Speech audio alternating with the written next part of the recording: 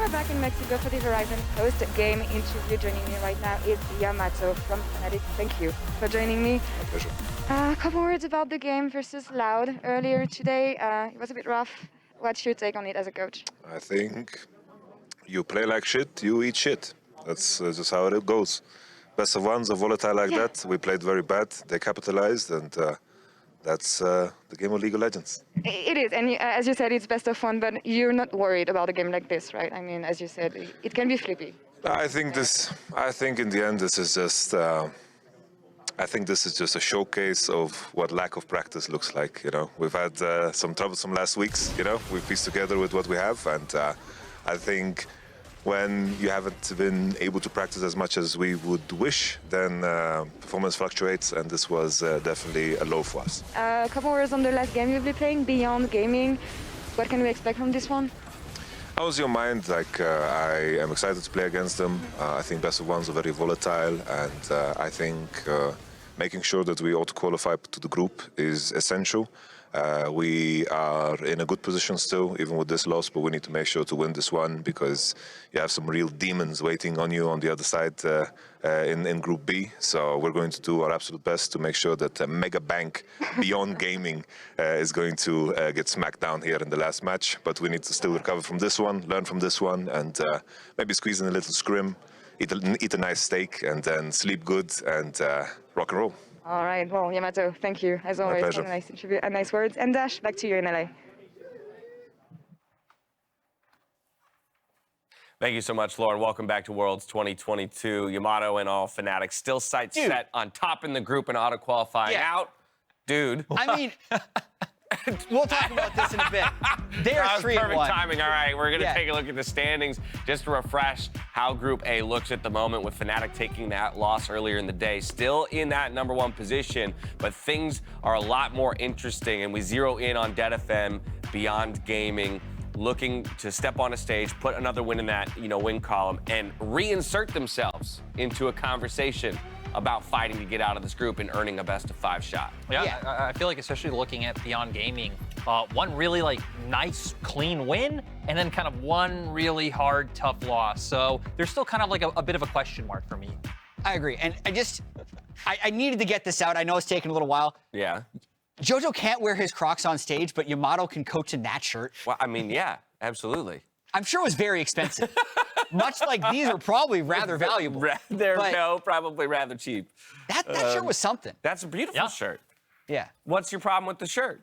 It's just, you want to make the case for why it shouldn't be allowed on stage? Because it's so distracting.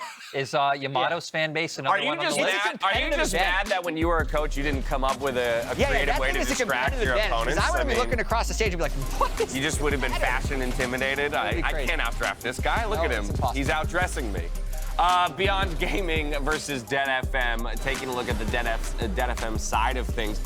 You mentioned how it's been kind of back and forth with tumultuous games for Beyond. I would argue similar for DFM, where it took them a moment to wake up in this tournament. Yeah, it really did. I feel like looking from day 1 to day 2, one of the big changes they made was giving a lot more resources to their bot lane, especially Steel making the move down there. And then we've seen both Yutapon and Harp have been great about rotating that pressure around the map. So they actually were able to get a very dominant win over Chiefs, and even their loss to Fnatic was incredibly close. Yeah, absolutely. And as you mentioned, focus towards bot lane. I'm also going to call out Evie. To me, seems like one of the major leaders on the team. And so when he seems to be working with momentum, they seem to be playing well. We'll find out if they can get it done here today as we go back over to Pastry Time and Goldborg for the call. Here we are once again, game #3 on the day. Plenty more to go, but this should be an interesting one. DetonatioN FocusMe, as we heard the desk, have taken a little bit to kind of warm up to the international stage, but seem to be firing. And I think the matchup between these two teams are going to be very interesting when you take a look at solo laners, for example, as well. I think a lot of people can agree that Yaharong has had his moments of weakness in the mid lane, but Minji as well is usually a guy that takes some time to get active, and the same can be said for Likai. And that's actually why I think Evie is going to be having the time of his life here. He's going to look to be aggressive. If he's facilitated, I don't really know if it matters, but because just in the isolated scenario, he's going to do a lot. And I think that's why taking away the Aatrox here, just making sure that Likai is not going to be on that comfort on a champion that did strong right now is going to do wonders for them, and especially when they have the red side. Makes sense, and as to your point, BYG kind of feel the same way because that is a ton of mid bans. 3 thrown at Yaharong and Sylas taking first pick. That is basically 4 bans. But I like the way that Beyond functions when you get into the mid to late game, actually. They're one of the few teams where it's like, okay, early game might be sacked a little bit, at least from what we saw from them of their own region. But once you get into that mid-late game, they love skill checking you. They love going for fights. And we've seen it multiple times as well. They're not afraid to try and out-team fight you. Well, from the side of DFM, they start out with the Kai'Sa. Yutapon had a lot of success on that champion on his last game, and the desk mentioned it. There was a lot more priority for that bot side instead. Yeah, Trundle as well, pretty solid jungler. Gonna give up the tree. We love the tree. Snapped up here by BYG. This is definitely a tree enjoying duo. So win rate also pretty good, by the way. I think may have taken a. You say that if you said it before this game, it was 100. If you said it just before the other game we had, it was 100%. Yes. But now it's decreased. So we started out with a day that was better for the tree, and we're ending it with a day that's worse for the tree, and I don't appreciate that. Well, we'll see if that's the answer here from BYG. It looks like Aphelios is next order of business. That will be picked up there. So one of the AD carries that has risen in priority, not so much because he's got any buffs, more so just because the AD carries that he struggled against has kind of been put in the dumpster. We're too tired looking at them, and thus he can excel himself again. And playing into the Kai'Sa with the longer range, especially from what you get with the Calibrum, it is a good matchup for the laning phase. But remember, once again, you can get the support counter pick over to the side of Harp. Yeah, we're getting pretty spicy already here. Vex, one of the only champions left here for Yaharong. Kind of pick here for the Sylas, so curious to see how that one works out. Tom Kench is going to be taken away, makes sense. It's one of the best partners for Aphelios, so get him out of there. Most certainly, and I think as well, are you looking to take away other champions or wardens like the Braum if you want to keep them active? Braum Aphelios is actually one of the few compositions where you can go aggressive, just because the Q with the Sephram of Aphelios procs the Braum passive so fast. But then again, into the composition of what the DFM has drafted for themselves so far, not really too scared of it. Cannon ban, even with Aatrox off the table, wanting to respect Evi's prowess on the champion. Has shown it twice already, specifically into Aatrox, but yeah, looks pretty good. We saw it against Wunder. Got a few solo kills there. So Evi was very happy on that champion, of course, and lots of discussion going through. Of course, you will have to blind pick a champion here with Maokai playing a flex on 3 rolls, and it is going to be the Thresh, a classic pairing together with Aphelios off past as well. Yeah, again, wanting to make sure to remove some of the better ways to protect Aphelios, who is very powerful when he can sit there and shoot you, but does suffer from a lack of mobility, apart from really Gale Force, which has been pretty common, but isn't always the choice that Aphelios players want to make. And even seeing champions like Rakan as well could be something you're looking for. Both Leona and Rakan still up and available. Both teams have been happy to go for engage. Even Harp not minding looking for the likes of Avril, but of course, the sad little mummy, tale of the saddest one in Valorant, has obviously been locked in on the 4th, and a big priority on that one as well. Yeah, it's kind of rapidly becoming one of the most important supports, at least in this stage of the tournament. Seen a lot of Amumu now paired with, obviously, MF being the obvious one, but kind of every lane feels like an Amumu lane these days. Definitely, and I think it's just due to the fact that you saw it against Fnatic, right? It can be an engage, but it can also be a disengage if anyone wants to dive into your face. So that's obviously very great having. Leona is going to be what they're looking for on the other end of that, and that would probably force Yutapon to go for the cleanse instead. As a blind pick now, we will have revealed if this Maokai is going to the jungle, if it's going to the top lane, and in terms of what Likai is really looking for, it is going to be that. Now with still loads of Gnar counters up and available if DFM is looking to play up against that. Yeah, curious to see what Evi brings out here, but has been left counter pick, which makes sense given the top lane matchup and Evi's general tournament. Classic. Hey, look at that. We'll see if he locks it in, but that is definitely a throwback, a champion that is always in the pocket of Evi every international. That's a big smile, so it looks like it might be an Urgot angle. Well, looking at the combo that you're seeing, Baby! So this is not the first time we've seen this from Evi. He's brought this pick out with a Trundle as well during playoffs. So this is a guy with a very large champion pool. He's one of the main reasons you can call DFM so versatile, because they can play for the bot lane. They can play for wacky picks in the top side as well. And, well, this is most certainly one of them. Lane Lillia has been unleashed here for Evi. An absolute treat. So annoying. Like, so unbelievably annoying if she can just prance around you and queue you forever and ever. And most certainly, I'm kind of just trying to grasp what the two team compositions are looking for, because you have the team fighting tools. You can see it in all of them. but there's definitely also long-range pick potential from the side of Detonation FocusMe due to the fact that you have that Vex, you have that Kai'Sa. You don't always have to be the one making the first move. You just have to be around the area to have a counter response. And I think that gives them some extra pressure to work around with from their side, where beyond gaming, their team composition, it's very much about throwing yourself in there and having the Aphelios in the backline. Yep. Got an Amumu ult to steal from the Sylas, got Maokai ulti, got Gnar ulti once he transforms. Plenty of tools for Beyond Gaming to find fights. Leona obviously as well. Should be a fun one here. Most certainly, and also just from the stakes point of view, Detonation FocusMe really needing to get a few games in there to get out of the relegation zone. And of course, the same thing can be said from Beyond, who's sitting at 1-1 currently. So opportunities for DFM to get ahead if they're able to win this one. Yeah, group getting pretty tenuous in general, especially with Fnatic losing to Loud, right? I mean, oh yeah, Beyond's win was against Loud on day 1. Which, now thinking about it, okay, well, even that game was in Loud's hands at some point. Most certainly, and even for DFM as well, the losses they've had, one was against the best team in the tournament so far, or at least the best team in their group. The other one was against Fnatic.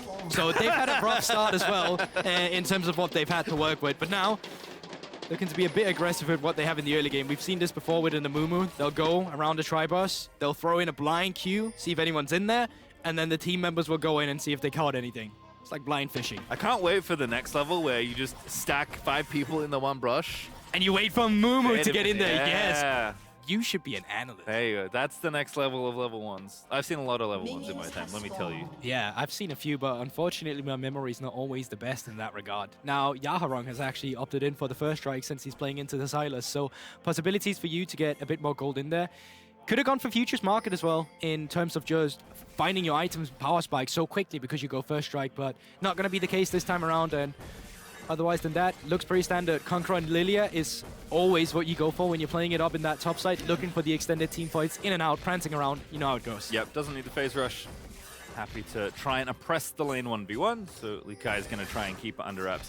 With the fleet, best of luck though, Evie is quite the menace and always has some fun picks this game, no exception. Yutapon though, back on the old Kai'Sa. See how it does here in the 2v2 early on as the teams face up. So far, Wako is not really using the Calibrum to get these extra auto attacks in on Yutapon, and that's allowing the DFM bot lane to actually get pushed. So, of course, hitting level 2 before Leona, super happy about it. A little glacial action there out of Harp, getting in aggressive. Takes a bit too much damage on the other end, but not too perturbed. Yeah, so you trade HP from the AD carry and exchange for the support instead. Now, Beyond is about to hit level 2 when the 2 melee minions falls down here. You can actually see it's a big battle in between them both. They both want to have it to go for potential engage immediately. And Jungler, at least from the side of Steel, is pathing down towards that bot side, with Husha pathing up towards that top side instead. Both the solo laners of DFM are quite far forward, so there is a potential for Husha to get in here. Every now and then, little sneaky Maokai gank here. Yaharong getting hit by the first chain. Good fear. Kicking the other 2 out. Doesn't have to commit the flash, so nice little escape there for Yaharong. This is going to give the Steel so much intel. He already has the red buff. He has a bot lane who kind of has a little bit of a push. Yaharong is still around the area. You're playing Trundle, the strongest level 3 between isolated junglers. He could look to get cheeky here with some counter jungling. He's not in there. Observers, reveal him. There he is. Steel shows himself to Husha, gets the ward down, but nothing left to play for. Well, red buff still active for the side of Husha, so that is gonna be an opportunity for him to get in and clean that up. So nothing stolen away, but still had a window, but I think the circumstances around him didn't facilitate it with Minji getting the push, and the same for the bot lane. Yeah, Beyond. Kino walking up means he walks away. Steel though, at least trying to poke in there and get what info he can. Again, we are starting to see, I think, a bit more adaptation around Maokai. So we see more and more Maokai games. He's starting to become a fixture of almost every game. So definitely do want to try and contend it when you can, because the tree 1v1 is fine. But early game especially not all that hot. I don't think we've seen top lane Maokai yet, by the way. We have. We have? Wonder, Perfect! actually, on day 1. Bless my pick'ems! So, yeah, that was my only investment. I put Seraphine in. I was like, oh, surely this will be played with a center lane, so that should be 3 in the mid lane, in the AD carry position, and with a center, but so far it's not happened. There's still hope. There is still hope. It's a long tournament. We're only just getting started. Alrighty, Husha now doing a bit of baiting himself. Mostly just for vision, though. Gets the sapling down. That's going to be annoying for Steel, Actually, Husha really getting good info here. Now pops the Scry's Bloom, sees not on the Krugs. He's going to try and steal them, I guess, is the next thing. I guess no. Just going for the intel instead, but you can still look up towards the top side. Likai very close to hitting that mech, and there he goes. Heavy, going to be okay. Spots the enemy jungler and says, yep, nothing you're doing here. Whack him. Give him a little slap with the staff. Spins around, no damage. Husha is going to help him push out here. And it should be resetting the top wave in short order. So very quiet first 5 minutes here, but... Ooh, bad take it all back. Eevee just straight in the face of the enemy team. Oh, the clock barely. It's happening.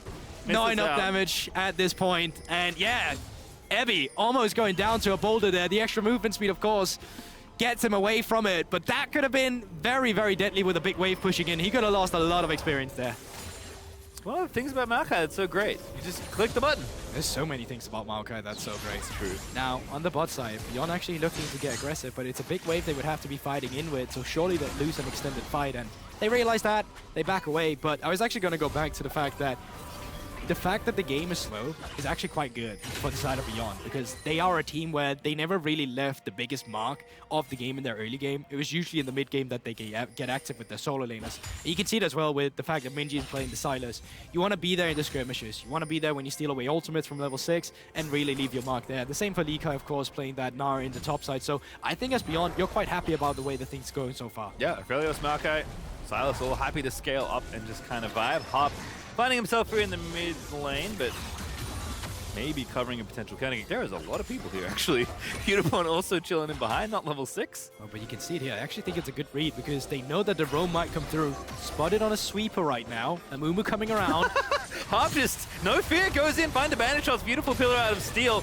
Kino the target, level 3, so much CC! Brute force for a first blood, but DetonatioN FocusMe find it. Husha, though, is going to turn it back around onto Yaharong because Minji Sylas is dishing out the deeps. Still going to go down as well and make it 3! A double kill for the tree! And there you have it. Good read by DFM initially to set up the play, but even better response coming through from Beyond to pick up the kills here. So great stuff for our representative from PCS. Nicely done for Beyond Gaming. Yaharong TPing in on the Vex. As we check him on the top side, so far, Evie, even with some decent isolation in the lane, hasn't really been able to squeeze out too much of a lead just yet. We'll have to see how the Lillia counter pick kind of plays out as the lane goes on. But let's watch this one again, because like you said, first part looked real nice. They spot each other in the sweep, but we of course didn't see that. We only have Beyond's point of view going into it, so Harp already had the information. They look for it immediately, and with the Yutapon around and Yaharong actually having the level 6 to go for the fight, they look for it immediately. They get baited in by the fact that they get the kill, so you have the reset coming through from the side of Yaharong should you decide to look for it. But the curse of the Sat Mommy being stolen away, and the instant flash coming through from Husha, with of course the the flamethrower together with the purple gun allows to just set up the CC afterwards. Very nicely done. A classic of Sylas. Gravity. Stealing the Amumu ulti, that's the one. Yeah, that's the Good one. old gravity gun. Yeah. Actually, my first ever Sylas game. I walked down the bot lane at level 6, Yeah. stole the enemy Amumu support's ultimate, and did almost exactly that. Damn. The bottom lane. It was great. I mean, yeah, Amumu is also one of those champs. I used to coach a team, and one of the things that was meta back then was an Ashe. We played Ashe into Sylas once, and never did it again, due to the fact that the AP scaling's on the Ashe ultimate. Yep. That was not fun to play again. So when Sylas was first released, I mean, that was the likes of Alistar. So there's so many things where this champion leaves its mark in terms of not only what you have drafted for yourself, but in terms, of course, what the enemy has drafted too. All right, well, Husha trying to grow to be the biggest tree this game. 2-0-1, already worth a little bit of extra gold at the start of it, but more importantly than that, strong enough to start this Herald up for Beyond Gaming. It has been the prized objective. People, again, have been delaying Dragons quite a lot. So happy to get this Herald, and very cleanly too. No contest here for DetonatioN FocusMe. Can't really force anything, so just gonna have to give it away. Yes, and there's not even any cross map coming through. No Drakes is taking. It's just the same usual farming. Ebby had his lane pushed in, so he's gonna go make a response, push the other one in. And I get always baited when I see the Amumu coming through here. Nope, they are most certainly looking for a fight. The interplay happens. Yutapon still firing away, but again, Amumu not all that tanky from the support role, and they just go for it here. Oh Level my 6 on the Aphelios. That's so much damage, but Yutapon, he's found a turnaround, and now Minji in trouble as well. Steel and Yaharong teaming up. Ulti already used for Vex, though. Q's gonna miss, and Minji zips on out of there using the Blast Cone. Yeah, Minji no teleports, so he's not going to be able to get back to the bot lane or mid lane immediately. He is, however, going to be able to help. his AD carry around with Steel coming here. Both ultimates getting used. Trading perhaps there. No flash for Steel. Has to walk back to the safe. Here comes the tree. The tree out there. Ulti already used. Very nice setup there. And DFM just too far forward. Steel goes down. You know how it goes. You pick the tree, your game is free. And so far, Husha showing why that is. 2-0. And 2 on the Maokai, of course, now. Picking up his components. Leading forward with the Bambi Cinder. And it's looking good. You get priority now from the bot side. You can set up the Drake afterwards. And of course, you pick up the kills that you need. Gonna get this crab as well. That dragon that you mentioned likely to follow. Husha just vibing here with the rest of the squad. I mean, Yutapon getting a kill is pretty nice down there, but Beyond Gaming definitely winning out in these early exchanges. Yeah, let's have a look at how it started again, because it is just getting aggressive while you have the Danish gun available for Wako down here. Red and white, of course. And good predict on the sidestep from Kino, just setting it all up. And no level 6 on the Amumu just yet, so there's no counter response. We talked about how he can be a good disengager. This time around, it's not going to be the case. And we can have the replay. This looks awfully familiar, though. It's 1 kill already this time to Detonation FocusMe and Kino. Absolutely dead. Just walks straight into the turret, gives it away. It's not the curse of the Sat Mummy, it's the revenge of the Sat Mummy, as Harp immediately strikes back on that bot side. He has ventured down in the mid lane. We'll keep on going here. Actually, the dragon we did think was going to go to BYG is now Detonation FocusMe with that great bit of counterplay out of Harp, who Hex flashes himself over into the dragon pit. Likai does not have to teleport either, so no contest is going to be have here. And with Minji in the mid lane, yeah, he's just going to be forced to clear and race against Yaharong. Great start from DFM. They strike back immediately in a game that was almost running away from them, with Herald as well being in the inventory of Beyond. Yeah, still hasn't been popped out. We'll keep an eye there on Husha and where that wants to go, but it was almost 1,000 gold ahead for Beyond Gaming the last time I checked. Now about 500 between the two, so Beyond feeling all right. Again, still have kills in good places between the Maokai and the Sylas, but Evie's starting to get a bit more active. Back to the top lane he goes. Harp obviously being 6 makes a huge difference as far as his effectiveness goes as a champion. And definitely making it known there in the bottom side. So we'll call it basically even here with Detonation FocusMe getting the first Drake, but to your point, definitely going to be a slower game, even though Beyond might be generally happy with that, as Likai is going to trade an ulti there away from Evie, who's maybe going to prance down the top lane, but decides not to pursue too aggressively. Yeah, you know, 3/4 of that Rift Herald has dissipated now. You have to make a play soon with that. So far, they're looking in the mid lane. He does have flash. They want to look. Still ulti Yaharong in there, but the Sylas going to follow up. The Everfrost, perfect timing on the finish of the Mythic, and that's going to be a kill for Sylas. But Steel, can he make it happen? The tree going to be cut down a little bit by the ulti out of Trundle, but no follow-up kill as the Herald gets dropped mid. A great response by Minji. He did not connect with the chains, but he did have that ultimate stolen away from the Vex. So Tree heals up with the Sap Magic too. Minji, can you get any plating here? No. All of it goes to Husha, but at least you chip some damage away from the mid lane turret. Still, the biggest tree is on the table. It's going to be a little tankier than the very large AP tree we saw yesterday, but Husha's dream of growing face tree by Yggdrasil is still on the table. Oh, good one. Top side, pushed in, resets, coming through. Second Rift Herald, 2 minutes. But so far, not much to get in terms of the objectives. It is just going to be, can we look for any invades on any jungle camps if we're really looking for it? So far, it doesn't really look like anyone's going to tempt that fate. And we're still around the normal lane states these 12 minutes into the game. I'm going to be honest with you. Yeah. I have not paid as much attention as one possibly could to how lane Lillia currently goes. But I'm looking at Evie's items right now, and I'm trying to figure out what the first one's going to be. I think he's looking for a Frozen Heart initially here, and then you just have that. It's cheap item, you're looking in to get some more ability haste, and that's really what matters. You want to keep the Qs going all the time. We've seen Lillias with either the Leandris in the top side to just keep the damage going over time, but we've also seen it with the Riftmaker to just become an unkillable off-tank. Makes sense. Definitely has this interesting, like, mage fighter. Yeah, exactly. Situation. It's like a bruiser, but make it mage. Yeah, and Bambi, as Evie's prancing down here against the Gnar. But where's Bambi's mom? Out against some of the other animals we had in the esports scene. Almost a spoiler alert. Don't look it up, kids.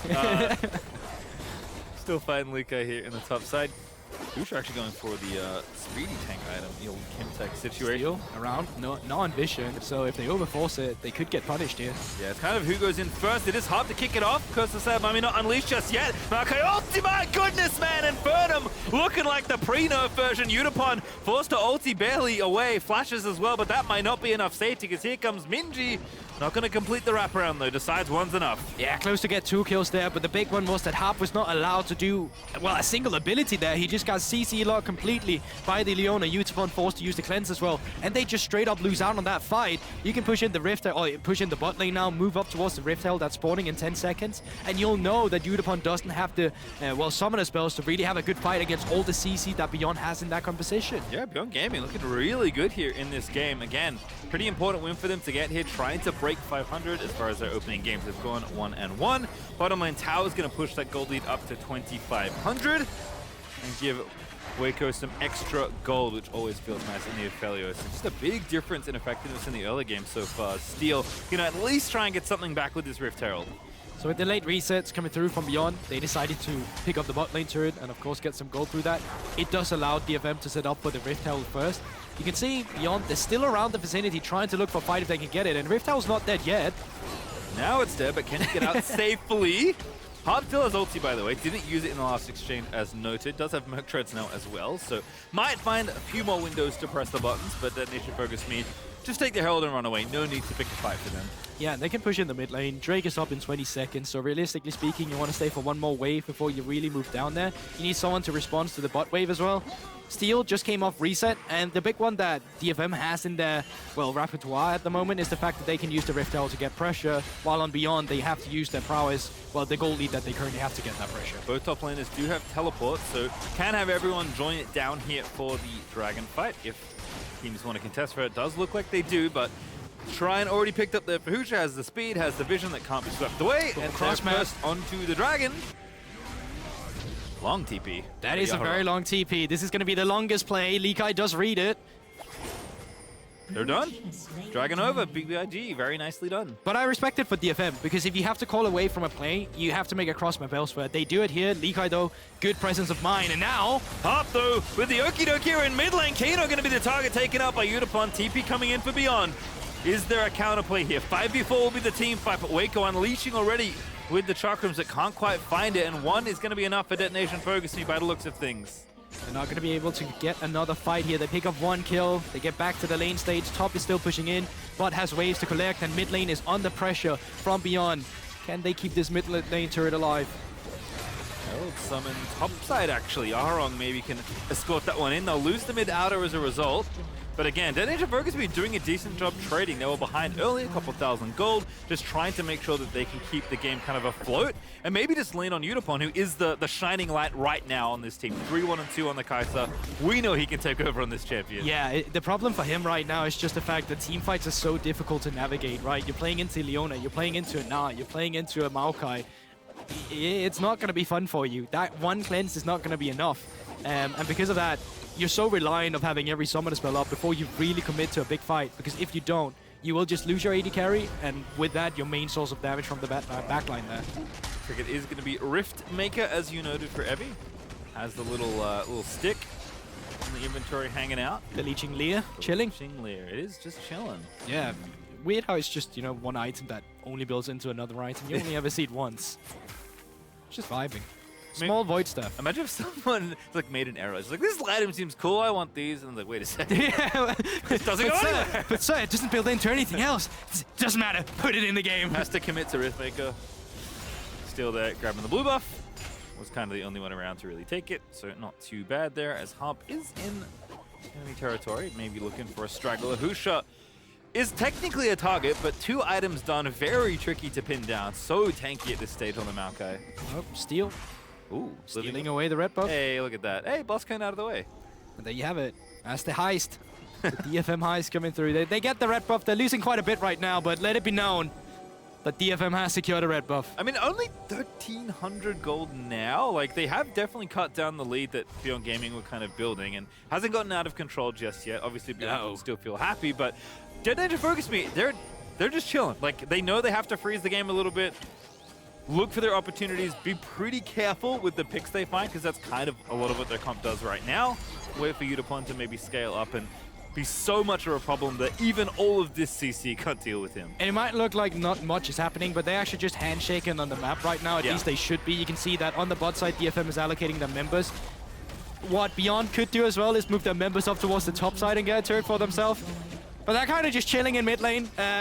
So DFM, they just get a turret for free here, and on the other side of the map, Beyond doesn't really get much, still clearing waves. Yeah, definitely a slower game, which we kind of did expect, and you said Beyond wouldn't mind too much. I think that's still the case, as Minji, The double sleep combo. pretty powerful, that's true. Sylas does get access to the ability to sleep, but will not connect onto Evie, who's just been kind of farming. I'm very curious to see what Lillia does in the later stages of the game. I thought maybe there was some specific lane counter-picking happening where Evie could try and abuse the 1v1, but that hasn't happened. Whether it's supposed to or not, I don't know. But Evie certainly will still be effective. He knows his way around weird bruises. I don't blame you for that one, but yeah, Evie likes to have his own counter picks ready and just picks in general to try and take charge on. But Lillia is still a champion that functions very well into the mid to late game. Once you really get your force of nature as well, you're just so fast. You run around, you pick up so much healing through all the spell ramp that you have in your kit. So if you don't blow it up immediately and you allow her to just run around with a passive on multiple people, it's super good in terms of setting up the rest of the team. And that's of course still what DFM have. There is a long range engage for them, which is just if you throw out the poppy seed and it hits someone while it's rolling down, that's already your main, that can already be a main engage. Yeah, off-meta, kind of bruisery champion that's a little different, runs around disruptive team fights, does decent amount of damage. It's not that different to Urgot. I mean, it is quite. They have multiple legs. They have more than 2 legs. There we go. I'll give you that one. That's the similarity I'll give you. Now the similarity between these two teams is that they most likely want to fight for the Drake that's spawning in 20 seconds. And as of right now, most of that vision actually favors Beyond. You can see it with the blue wards lit across the river and into the enemy jungle. And now DFM trying to come in and see what they can contest. Yaharong on the top side has that teleport. So does Likai if they would choose to contest this objective. We haven't gotten the S-tier Hextech Rift this time around. Had a lot of those in the first 2 days, but Infernal, pretty good soul, pretty sweet Rift, as both teams are scoring up, but no tower here in mid. But Detonation FocusMe means getting into the area is going to be tricky. Evie, though, showing up early, trying to see if he can get the party started. The tree's fast. Husha about to gate crash right through the front. There's the lock up there. Evie also rooted into the ulti. Everfrost following up. There's just so much CC. Can barely flash over the wall. And now Harp going back in, but again, already burnt the ulti. Leona getting Yutapon, but he cleanses out of there as Husha's on a rampage, getting 1 kill. Yutapon, though, making it happen. Took out the enemy AD. Taking over the fight. Detonation FocusMe. They found the angle in the fight, and Evie's still alive. That's going to be an ace at the end of the day. They break open this game. And Evie just single-handedly bait the entire team, splits them up apart. One member goes over the wall, and immediately Harp sees the mode to engage with the Amumu. They pick the members apart, and Evie, he just prances and dances around that entire team fight. It's beautiful. Watch it again. They don't need the dragon. They're running the Baron, but again, Evie just looks so dead here. I hardly even care about what happens on the rest of this team fight. I just want to look at Evie running around the entire time. But I will have to say, once again, Harp getting a good team fight started off from one side of the team where they can pick up 3 members into the CC, allowing Evie to keep 2 members just baited around on the other side. And this is how split they become. You can see Minji not even in a position to deal damage right now. Kino can go in, but no one's around to facilitate it just because that the sleep has already come through from Evie. And he just keeps himself alive for so long. He is so infuriating to play against. Yeah, you can see bouncing and prancing around, held the ulti there to ensure the team fight wipe. As that's a happy side on the Detonation FocusMe coaching squad. They know exactly what that means for this game. They were losing a few thousand gold. Now they've flipped the script completely back around, up 3,500 with plenty more gold to take, and of course this dragon on the menu as well. Exactly, and now that Riftmaker also completed, so the amount of spell vamp that Evie is going to be able to deal out in these fights, or gain for himself rather, is going to be quite annoying to deal with. Still sitting on a lot of resistance, has 1 Mountain Drake, so amplified resistance on top of that, and now picking up some extra damage with the Infernal on. And the Baron buff still going. Yeah, Rebel Baron power play should be looking pretty nice here for Detonation FocusMe, plus 1,200 or so right now. We're looking to make that number quite a bit bigger by the end of the duration. I have about 2 minutes left to split push with, which Evie is currently doing in the bottom half of the Rift. Also, the other thing that I realized kind of looking at the comp, because again, I was like, oh, it's a lane counter. Like, it's a weird Evie champion. He's picking it in Gnar. Of course he's doing something. We'll hold that though, because Harp's already in there. Husha's the problem. Now it's Yaharong over the top with the Vex ulti, but they need to find a softer target. Aphelios still alive, lets the ulti go, gets one back. But can DetonatioN FocusMe turn around? A great Gnar ulti there out of Likai is going to push Evie in, but again, Bambi is still alive, running around, will not be slain. He doesn't die. Just will not die. Spoke too soon, does get shut down by Minji, but Yutapon's there to play janitor. At least it's traded back there, but Evie just keeps the fight going for so long. Yutapon picks up a kill, and the siege can continue. HP bars decently low, half for Wako, half for Minji. And they're just going to back off here with 3 members still pushing forward onto the tier 2 turret. How far can they go? Should be able to get at least this one more, get the gold even further in their favor. Although, it's now 3v3. Kai'Sa not the longest range AD carry in the league, so it's going to be a little tough to crack down this tower, but they have a little under a minute left to try and make it happen, so I think they'll stay, but looks like with a reset from Harp, perhaps Yutapon's just going to push in this wave and then leave it be. But even without the Baron, like, the setup for DFM here is just there. And we'll get into that after we get this little replay through Beyond Gaming. They're still trying to regain control of their own side of the jungle here, but Harp is having none of that, and as soon as he sees Husha, he connects in it. It's not the best place to play into a chokehold of teams that can take away, you know, your own ultimates. If you get the Amumu ultimate on Minji, playing into a Mega Gnar. So this could have gone way worse from the side of DFM, but luckily they're still so far ahead. They find good sleeves once again from the side of Evie, and they're able to continue the fight. Yeah, and again, Evie just, wow, taking almost no damage from Aphelios. That first item, Frozen Heart, doing a good amount of work. And this is the part that I realized watching the last fight, is that it's like triple melee into this Lillia. It's so annoying to try and hunt down the person dancing around your front line. You have to CC, but as soon as the CC no longer is there, she's so fast, and she'll be running away, and she'll be spell vamping up. Now, reason why I wanted to say that I still like the position DFM has in this game is that you almost have a tier 2 tournament that's broken. You have side lanes you're winning on now. Evie is pretty much going to get the first move from bot lane every single time. He can move up towards the top side. They can move up towards the top side themselves, collapsing on a wave that Yaharong is pushing in. Beyond should have nothing on the map to gain for themselves. The only thing they can look for is positions where DFM is overstepping and they can look for a fight. But in terms of clearing jungle camps, in terms of getting vision that's aggressive up towards the neutral objectives, you're not going to get it. No, this is something DetonatioN FocusMe have done fairly well, both internationally and at home. Definitely feels like they're finding their stride, controlling the map nicely, and making sure to continue to extend their advantage slow and steadily as Maokai ulti maybe looking for a little bit of counterplay there, maybe just warding off a potential dive, but end of the day, it's 5,000 gold ahead for DetonatioN FocusMe, careening towards a potential Infernal Soul while still holding pretty much perfect map control. And you can see it, the game is just slowly but surely falling apart right now from Beyond. They're not too sure how they actually stabilize, because truth be told, they can't when the lane matchup is just individual against each other, 3 versus 3. You see it, Yaharong picking up a turret on the top side.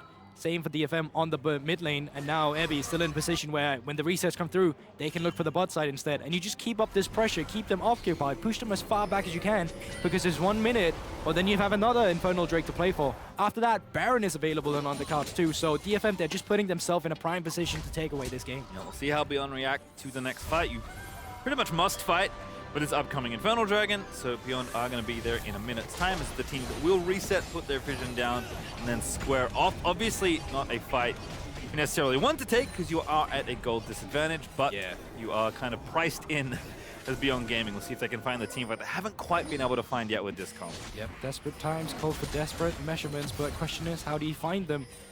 Just creating these pocket of visions could be a thing to go. Having sap lanes to play around with, just slowing the correct member, catching them off guard if you can get Yutapon despite having cleanse. And the follow-up you have from the rest of the CC, maybe you can get a pick that puts you into a good position for a fight. But as it stands right now, once again, Beyond, you're just getting pushed back, right? Yeah, big bottom lane as well, but still being pushed out by Evie, so he has all this space opening up for the rest of his team. Actually being shadowed by Yutapon right now, which I kind of like. DetonatioN FocusMe wanting to maybe pick the fight first. Dragon a little bit more secondary, although they still have some time to fall back to it. But all this space, you can just see, I mean, basically look at the line of champions, and you'll see that DetonatioN FocusMe have just so much control over this next objective they're lining up, and they start it straight away. Yeah, the big one as well is that you haven't hit the level 16 power spike just yet from the side of Minji. The same can be said from Yaharong too, but it's just really nice having on the Sylas when you're stealing away the likes of an Amumu ultimate to really make the difference. So finding that, potentially also the Void Staff to have that extra damage through some of the resistance could be crucial. But now, that was the best sleeping noise I could make. I liked it. Also, I like the play from Evie. Just like threatening, right? Steals maybe in the area, maybe Evie feels like if Aphelios is isolated, he can at least poke around and harass the enemy AD, but you just got to cleanse for that ulti. That is a cooldown in your favor. Hey, yeah, most certainly, and you're happy about it, especially when Baron is going to be on the cards now. Still, the amount of vision control that DFM have, despite just having shifted from bot side up towards the top side, is still great. And Minji, ooh, long road to freedom. So aggressive. Ooh, Everfrost flashed! Insta-kill there for Yutapon, who goes godlike, and Harp with a very cute little outplay onto the enemy Sylas. Now, Minji does have that teleport, but he's dead for 43 seconds. Counter response comes through. Deal did ult, but he is going to live for now, Yaharong. Oh, yeah. Taking the Inferno, but Yutapon is now legendary, going off in these fights, and DetonatioN FocusMe starting to really lean into that gold advantage. Yeah, but now with 2 members dead, this is for sure Baron that's going to be picked up here. Game is officially out of grasp for Beyond here. It would take a massive mistake for DFM if they were going to throw this one away. Japanese representatives fighting back, looking to take charge in the group. Yeah, a couple stumbles earlier on, but now 2-1. Now looking to make it 3-1. Sorry, 2-2. I cannot read numbers. Don't worry about it. It's okay. I got it right the first time, and then we looked, you know, it doesn't matter. DetonatioN FocusMe looking good. You know, I'm a dropout. I suck at math. Don't worry about it. Me also. Yeah, but I think as well, from DFM, I think that had plagued them sometimes, especially when they have compositions like this that go forward, is that sometimes they would feel too pressured to go forward, and that would leave an opening for the enemy team to get back into the game because they would take a bad fight.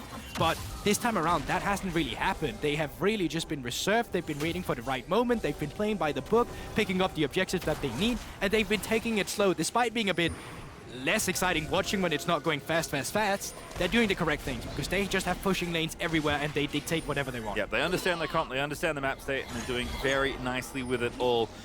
Little under 3 minutes until the dragon is back. That will be Infernal Soul if DetonatioN FocusMe can pick it up. But for now, it is time to keep on pushing with this second Baron buff. Evie is going to finally finish off the tower he started with a long time ago. Harp is just a frontline menace. He does not care what champions are in front of him. He is going to be threatening the enemy. And we've seen it. Like, Yutapon can join from the next game. Oh, yeah. With that Kai'Sa ult. Almost definitely 2 games away, potentially, if he wants to. And now playing on 2 lanes, Baron buffed up down towards the bottom side. 2 cannons to play for. Going to be difficult to clear these away. Not too long range. Coming through from the side of Beyond. 5 members actually from DFM down here. Could potentially have 1 in the mid lane just to create some more pressure. This is easy to deal with. They need to broaden the pressure. Yeah.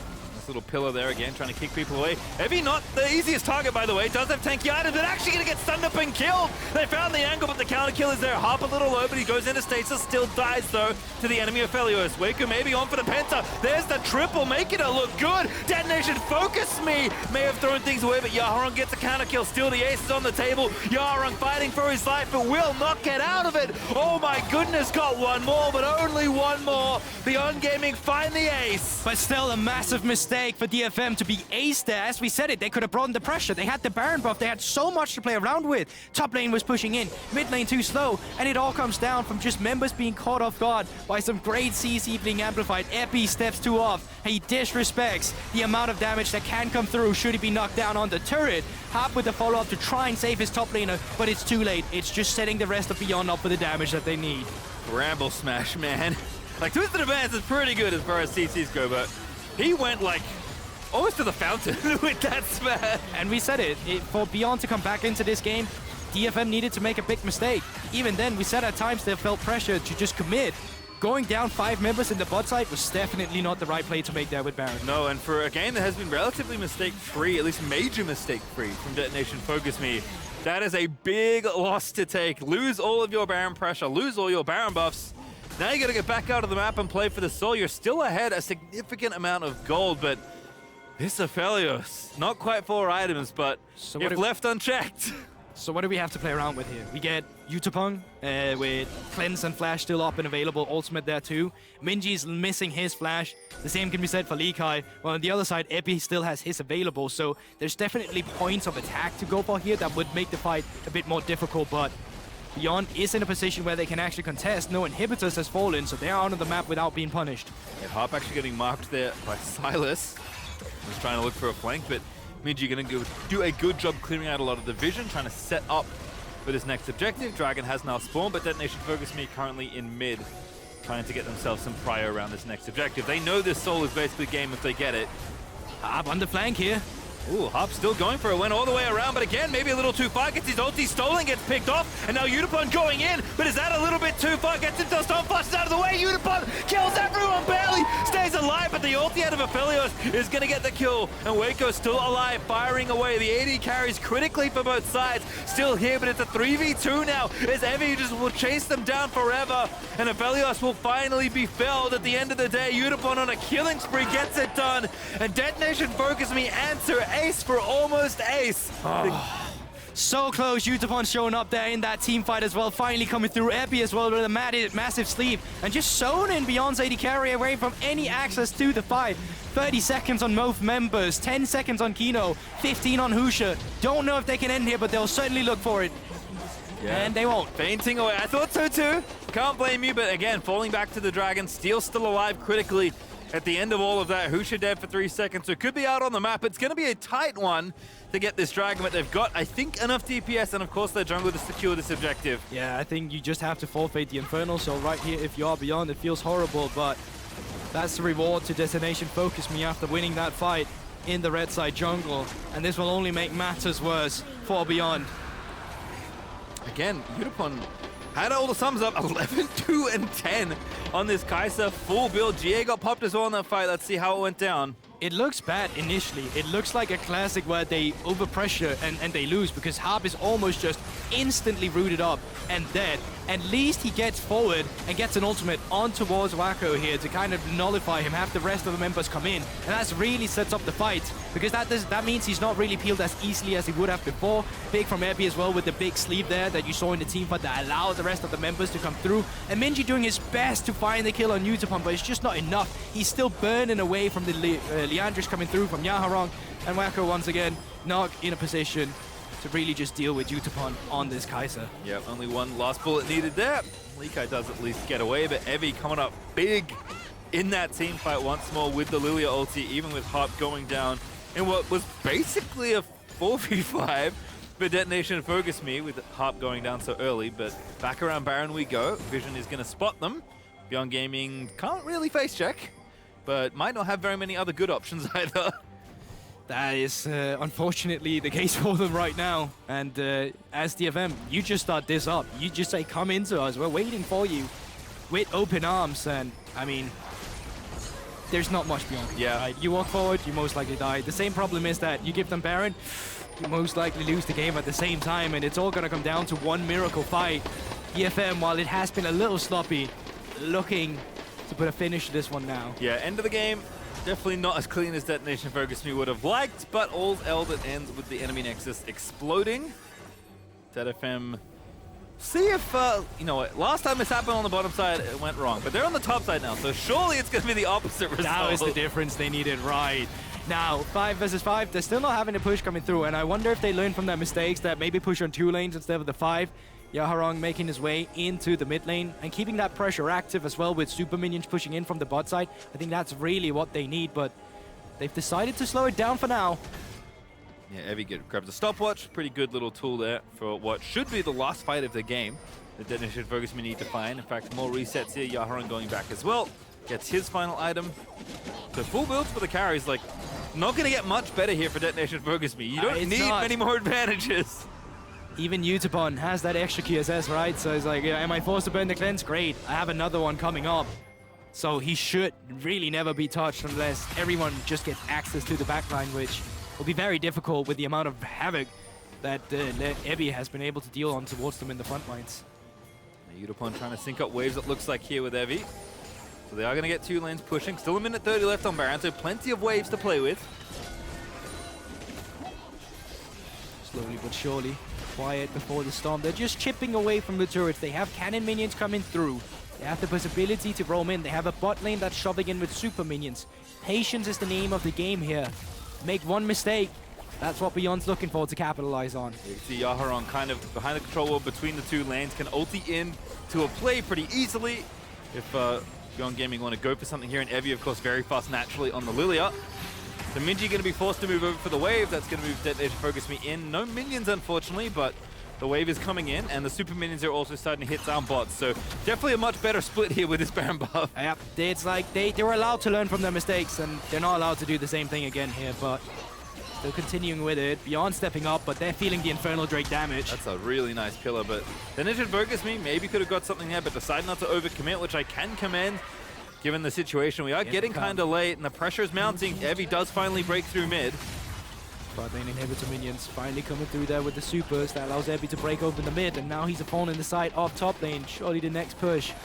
Where we see DFM get aggressive, even Yutapon now. Still feeling some damage from Wako. Yeah, gotta flash the ulti coming from Aphelios. Good curse there. Mummy though, as the pincer should be complete. Yaharong moves something with the ulti, gets the fear down. Kino's low, but he's not out just yet. They need to get the carries here. Steel low is gonna go down to Husha. And Yutapon, maybe a big error, goes in, pops the QSS on a rampage now. He's there to kill the Maokai, but he does die to Likai.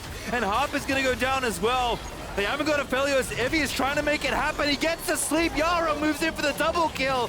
And DetonatioN FocusMe a touch messy at times, but a win's a win as they should take it here against Beyond Gaming. Likai still alive. HP's now down to 50% for both of them, but I'm not sure he can do too much about this. They should just be cleaning house here. All right, Evie with the Lillia, with the style pick, is going to end the game for DetonatioN FocusMe. Definitely a little dicey at times, but they win and even up their score. 2-2 now here at Worlds. DFM, they get it done. Double thumbs up. Lillia top, how do you like it?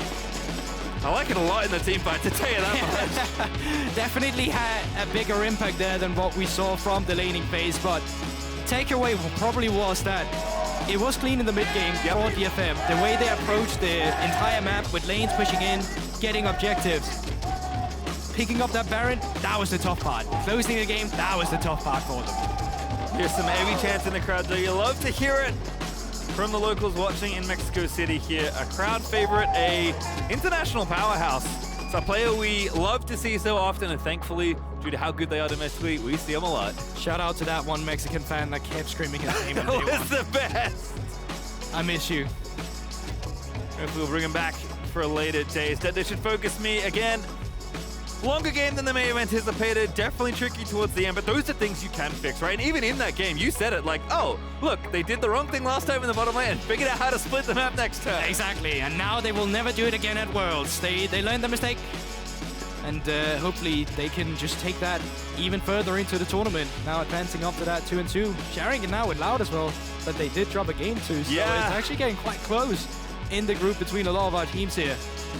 And even then beyond, signs of life. I think they had some good team fights at times, and it showed, but as soon as they fell far behind, especially on the objective side as well, giving over so many Drakes, it became very difficult to fight. But even when the game should have been over multiple times, they still held on, and they still found team fights, even in the last team fight taking down Yutapon. Yeah, have a look here at the standings. Every single team has at least one loss.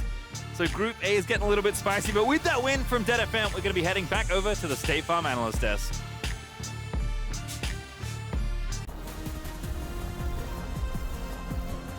Thank you so much, Space, for your time. Things only get more interesting here in Group A as DFM is able to snag the victory in this game over Beyond Gaming. We also got the Evie Lillia in the top, which I love to see. That was called out on day number 1 when it came to the pocket picks that this team has at their disposal. He pulls it out. Now, it wasn't super relevant in the early game.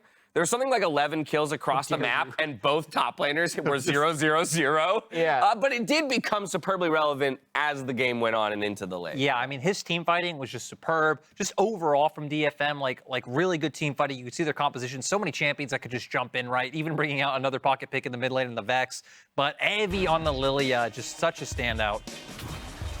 And it was a relatively skirmish-heavy early game, as you just alluded to, and such a huge win for DFM. Like, we just saw those group standings. No one undefeated, but also no one with more than 2 losses. So DFM being able to move to 2-2 is just so important for them heading into the final game of their group stage. Yeah, I think when it comes to this game as well, it was relatively clean. Like, yes, understanding it was back and forth in terms of kills traded. You know, it wasn't like aces for every fight. There was just kind of the one misplay in the bot lane, a little bit overzealous and trying to end with the Baron. But outside of that, I thought DFM did a pretty good job of continuing to push their lead forward. And once again, a lot of it, you know, Evie with the cool plays, but a lot coming from their bot lane. I feel like Yutapon and Harp especially, really great engages coming out, setting up for the killer instinct to be able to go in. And again, just like small nods to Beyond Gaming, because Husha especially, I feel like really was a standout for them and was the one who took advantage of the mistake that almost came out from DFM. Well, not almost. The mistake did come out. They did get ace, but luckily didn't mean a game lost for them. So I know we talk about some pocket picks in like the Lillia, the Vex, but I also want to just call out again, like Amumu, Maokai, those two champions, I feel like game over game are just becoming more and more cemented as common picks, frequent picks in the meta. Maokai's lost 2 games back-to-back, though. That is true. That is true. I don't know how much to read into the success of champions, especially in best-of-1 group stages, right? Because a lot of times you'd want to then take that win-loss record and put it next to the teams that were piloting that champion, right? And understanding those matchups. But no, it definitely does call into question how the meta will evolve, you know, over the course of play-ins. But we talk about, you know, Evie rather, on the Lillia, and how, while it took him maybe a few seconds and he was counting every second until he could be joining the fights, we know that every second counts thanks to the reliable Cisco network. And so 0-0-0 was the scoreline until the team fight started, and then he starts to pop off. What a setup for this fight. Elongating the chase, staying alive, and setting it up for the team here to come through and find their first major team fight win. And it was just huge. Coming up from him again, it's being able to buy this time, allowing for his team to find these engages. The fact that he still survives, finds the CC, is just absolutely huge for DFM. Oh, tank, CDR, bruiser, Lillia with spell vamp. The dream. Went first item, Frozen Heart, right? Yeah. Which is just gross. Gotta survive. It's just so gross. Second item, Omnivamp. Over Leandries. Yeah. Instead? Okay, well, there you have it. Now you know how to play Lillia top. This is how the game broke down, actually. So, in fact, a small lead, you know, for Beyond early on. But once control flipped to the other side, there was no relenting. No, and again, it's kind of sad because Beyond came out with that aggression, a lot of it coming from Husha. I feel like Aphelios, like you see some things he's fine playing into, like Vex, Kai'Sa champions that come into him. But overall, DFM, and you know, even special shout out to Yaharong, because I feel like Vex is a champion who hasn't really fared too well in the meta for so long. She's a champion who really does need to snowball, but even coming out with the highest damage on his team is pretty impressive. Yeah, and dwarfing that of the Sylas. For me, that's the other thing I noticed on the BYG side, is just that there wasn't really a secondary threat, at least by the damage numbers, behind that Aphelios. Yeah, it was a big performance. And just one small thing before we kind of get to the rest of the day. The teams that have needed to be clutch have been clutch. Yeah. Right? Loud came into the day. They're up against undefeated Fnatic. They take the win. DFM comes into this game with 2 losses. If they go to 3, they probably don't make it through to the knockout stage, which is going to be happening on Monday. They clutch up against Beyond. So next game, with Chiefs being at 0-2, it's time to clutch up. Are they going to clutch it out? No, but it's time that they need to try. Okay, we're going to step away on the other side. It's time for the O Super Team to meet the face of evil in our featured matchup presented by Mercedes-Benz. We'll see you back here in just a bit. I said EG's going to win the group, so I have to stay strong. I got you, yeah. I got to clutch. Going back in, but again, already burnt the ulti. Leona getting Yutapon, but he cleanses out of there as Husha's on a rampage, getting 1 kill. Yutapon, though, making it happen. Took out the enemy AD, taking over the fight. DetonatioN FocusMe. They found the angle in the fight, and Evi's still alive. That's going to be an ace at the end of the day. They break open this game. And now Yutapon going in, but is that a little bit too far? Gets it, does not flush out of the way. Yutapon kills everyone, barely stays alive. Yaharong moves in for the double kill. And DetonatioN FocusMe a touch messy at times, but a win's a win, as they should take it here against Beyond Gaming.